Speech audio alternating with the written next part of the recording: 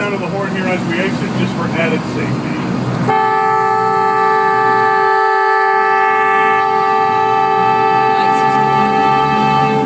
Welcome to the Charles River. Love that dirty water.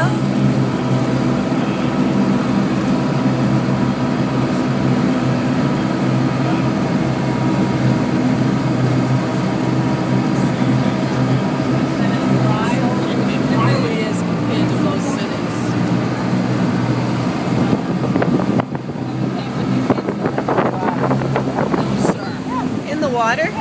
Wow. You quiet on that tour? Whoops. Oh, the kids, yeah.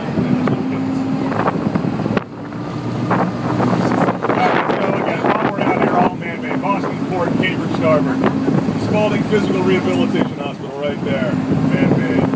And there. That building directly to the left, believe it or not, through the trees, that's a jail. That sits on man-made land out there as well. Now the reason this jail looks like this as opposed to what a stereotypical jail might look like is the neighborhood behind it to the right. That's the West End out there. Long story short, the West End's been there forever. The jail's only been there for 22 years. They didn't want a jail in their backyard, but at least they were given final say on what it would look like. So that's what they came up with. Next to the jail, you'll find next to the West End, rather, kind of tucked away back there behind it for now, is Mass General Hospital. Then we'll find Beacon Hill. Then we'll find the Back Bay. We'll find Fenway. Fenway is the name of the neighborhood. Fenway Park is named for the neighborhood in which it resides. Now, Spalding Rehab back there is actually one of very few physical rehabilitation hospitals in the country that offer up water-based rehabilitation.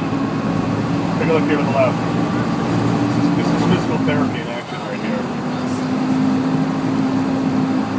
Two in the red shirts, they work for Spalding, the other two do not. Let's get a couple motivational quack-quacks out here. Mic check! Quack-quack! Yeah, they do some fantastic stuff out of Spalding back there. They kayak, windsurf, row, sail. They have a program that Sarah could do. Oh, really? Yeah. Alright, so this little bridge-looking structure right here is for the subway system. It's called the Leechmere Viaduct. Opened up in 1911. Boston subway system opened up a little before that in 1897. First ever subway system in the country. Now this lock we're going to go through, as well as the dam upon which the museum sits, built back in opened up anyway back in 1908.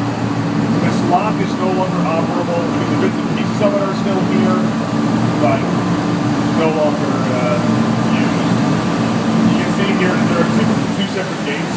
This one right here to our left, an identical one at the opposite end. It would slide across to the right, fit right in here. The gate ahead of us would already be closed. You come in, it would close behind you. You tie up to these black and yellow bollards on either side. You know, you pick up, you drop up, whomever, whatever. And when you were ready to roll, odds are the water level in the lock was different than that outside the lock, so that either pump water in and you would rise, let water out and you would descend. Once the water levels were even, they would open up the gate in front of you, you would untie, and off you go. Now, as you approach the end of the lock here, it is actually a big blind corner. Any boats or ducks out there, you can sound the horn real quick to come around a blind spot.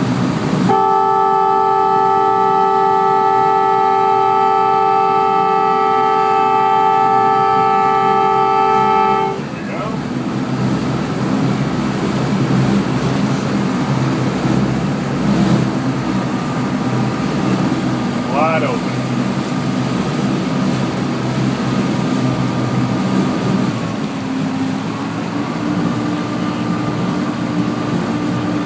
That's a cowgirl out there. Some quack quacks. Mic check. Quack quack.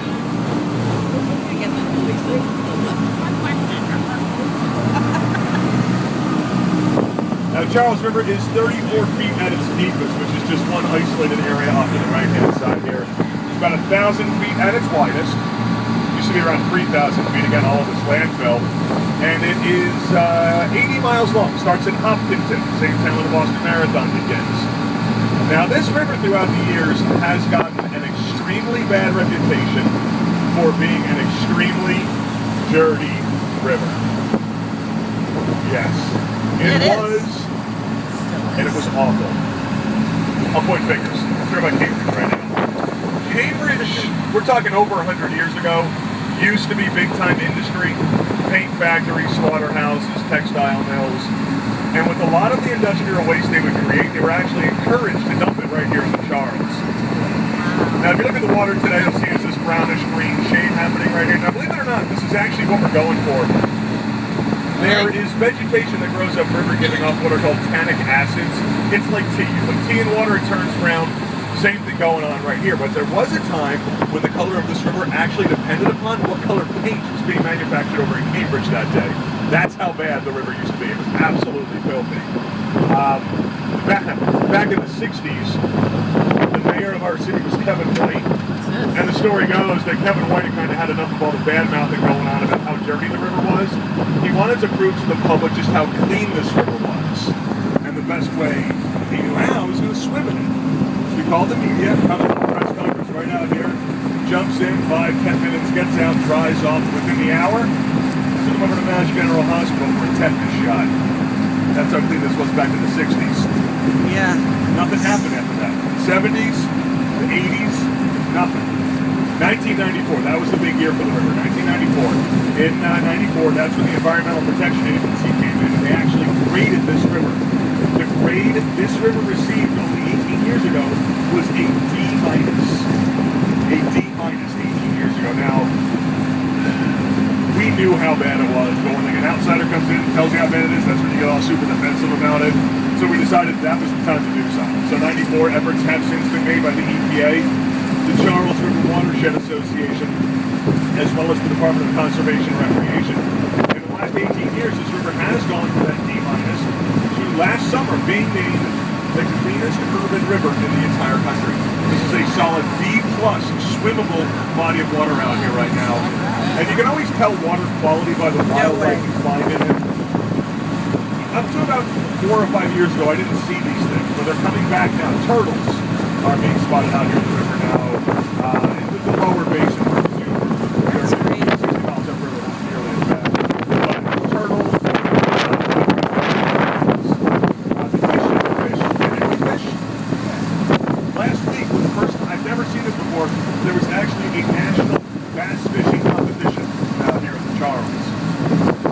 So there must be enough bass in here to sustain some sort of fishing competition. What else? So the stripers, you've got carp, herring. This past February, for the first time on record, somebody actually spotted and was able to get a picture of an Atlantic sturgeon out in these parts. Now, they don't come here if the water's not clean enough. That's the old school of thought. But it's coming along nicely.